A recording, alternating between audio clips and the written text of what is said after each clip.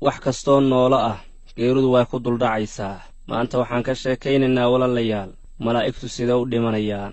laga yaaba arrintan inay hadda kuugu horrayso maqalkeeda, laakiin ogow wax kastoo nafle waa dhiman doonaa.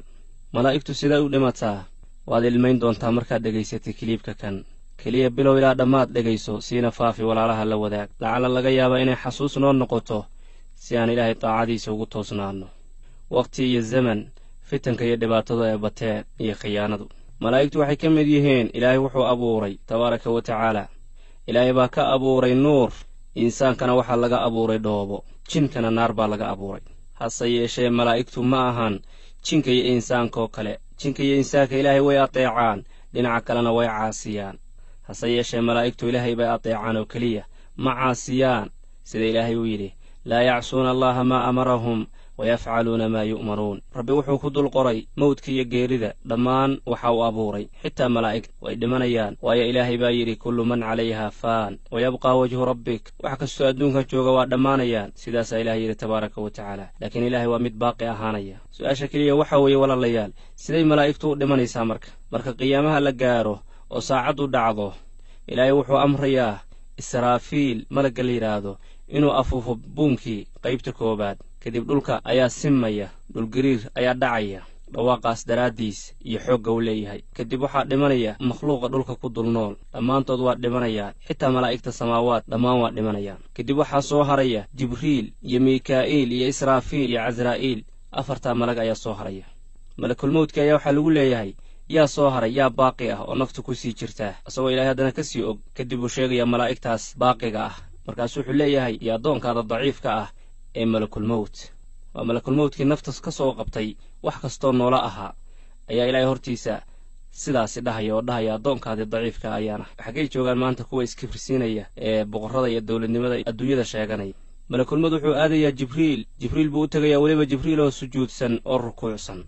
markaasuu wuxuu leeyahay malakulmawt, ilaahay wuxuu isoo amray inaan nafta kaa siibo. jibriil ayaa ooyaya, rabbigiis ayuu baryayaa, wuxuu ka baryayaa sakaraatulmawtka inuu u fududeeyo.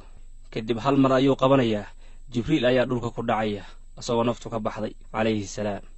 kadib ilaahay baa su'aal weydiinaya malakulmawt oo wuxuu leeyahay, yaa haray?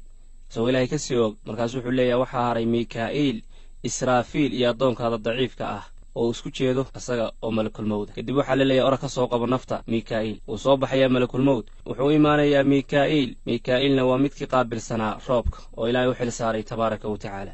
markaasuu malakulmawt wuxuu leeyahay, mikaa'iil waa laykaa soo diray inaan nafta kaa siibo. ilaahay baa isoo amray nafta inaan kaa bixiyo. mikaa'iil waa ooyayaa, rabbi buu baryayaa inuu sakaraatulmawtka u fududeeyo. hal mar buu qabanayaa malakulmawt, nafta sidaasay uga baxaysaa. wuu dhacayaa mar isagoo mayda oo naf aysa ku jirin mikaa'iil. kadib su'aal buu ilaahay weydiinayaa, ilaahay oo ka sii og, oga sii aqoon badan waxaa haray, ayuu ilaahay su'aal weydiinaya. wuxuu leeyahay malakulmawt oo yaa haray? wuxuu leeyahay israafiil iyo anigoo ah malakulmawt addoonkaadii daciifka ahaa ayaa haray. kadib uu ilaahay wuxuu leeyahay, orod israafiil aad oo nafta ka soo saar. wuu soo baxayaa malakulmawt, israafiil buu u imaanayaa. markaasuu wuxuu ku leeyahay, ilaahay baa ii kaa soo diray si aan nafta kaaga siibo. israafiil waa ooyayaa, ilaahay buu baryayaa inuu sakaraatulmawtka u fududeeyo. kadib hal mar buu qabanayaa, naftaas sidaa uga baxaysaa, dhinac buu u dhacayaa. kadib ilaahay su'aal buu weydiinayaa isagoo ka sii og weliba, malakulmawt oo yaa haray? markaasuu malakulmawt wuxuu leeyahay, anigoo ah addoonkaadii daciifka ah oo malakulmawda ayaa haray, keligay baa haray buu leeyahay. ilaahay wuxuu leeyahay, sharaftayda iyo cisadayda iyo weyninkaygaan ku dhaartaye waa ku dhadhansiinayaa geerida sidaad addoommadayda u dhadhansiisay. ee soco oo waxaad tagtaa meel u dhaxaysa jannada iyo naarta oo halkaasi ku dhimo. wuu soo baxayaa malakulmawt, wuxuu imaanayaa jannada iyo naarta meel u dhaxaysa. markaasuu qaylinayaa. hadday jiri lahaayeen makhluuq nool qayladaasi way la nixi lahaayeen, naftaana ka haadi lahayd qayladaasi intay la eg tahay iyo weynankay la eg tahay daraaddeed. malakulmawt halkaas ayuu ku dhimanayaa. ilaahay keligiis tabaaraka wa tacaala ayaa soo haray. ilaahay ma dhinto, waayo meeluu ka soo bilaamay ma jirto. lam yelid walam yuulad walam yakun lahu kufuwan axad. kadib ilaahay tabaaraka wa tacaala adduunyadii ayuu soo fiirinayaa ee dhammaatay. markaasu wuxuu ku leeyahay, adduunyoy away gobiyaashaadii, away geedahaadii, away wixii camiraaddaadii ahaa, away boqorradii iyo carruurtii boqorrada iyo intii kugu dhex noolayd, kuwii xoogga badnaa ee kibirka badnaa away iyo carruurtay dhaleen.